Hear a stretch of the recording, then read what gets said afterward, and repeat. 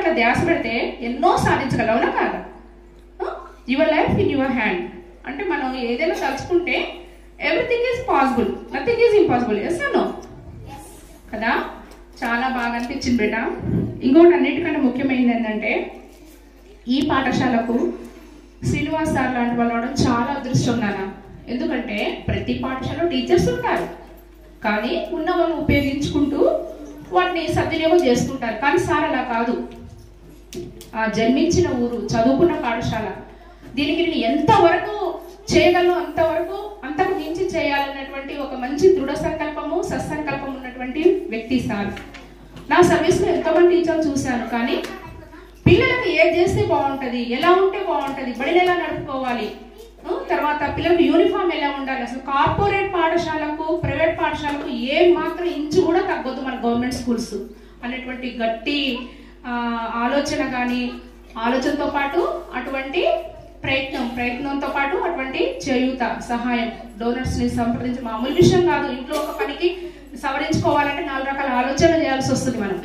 అట్లాంటిది ప్రతిరోజు ఊర్లో వాళ్ళని కలిసి చేసి, ఇప్పుడు మేము కూడా చదివే చెప్పాం, కానీ సార్ వచ్చాక ఎన్ని మార్పులు వచ్చాయి? యూనిఫామ్లో మార్పు వచ్చింది, మీరు ఇచ్చే ప్రెజెంటేషన్లో మార్పు వచ్చింది.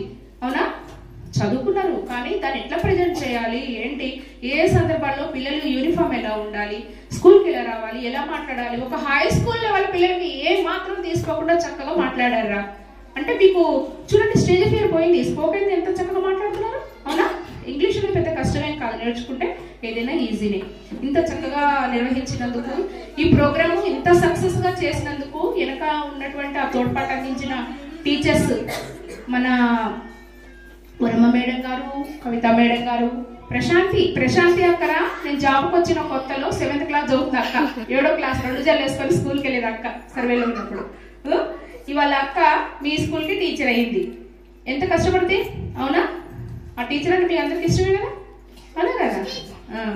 మరి అందరూ టీచర్ అట్లా ఇష్టపడుతూ వాళ్ళు చెప్పినవన్నీ నేర్చుకుంటూ చక్కగా టీచర్ని నాన్న గౌరవించాలి.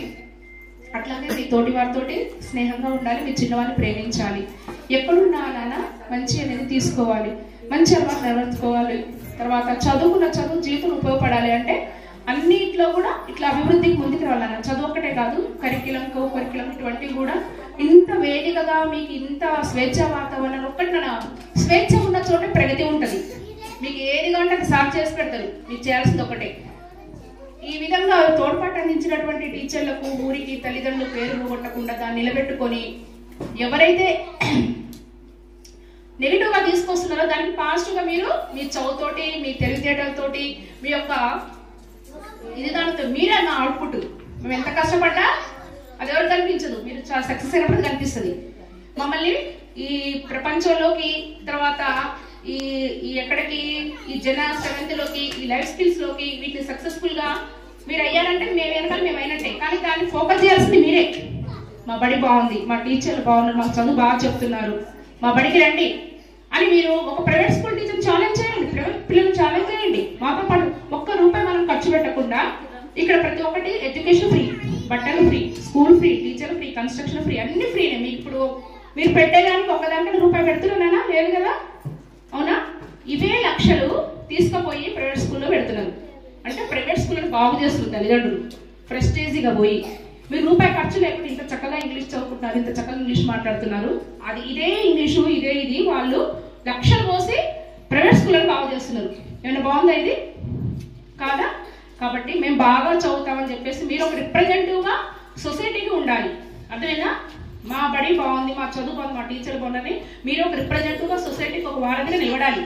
అలా నిలబడి మీకు చదువు చెప్పేటువంటి టీచర్లకు, కన్నా తల్లిదండ్రులకు, ఊరికి మంచి పేరు తెస్తారని ఈ అవకాశం ఇచ్చినందుకు చాలా చాలా ధన్యవాదాలు. Thank you.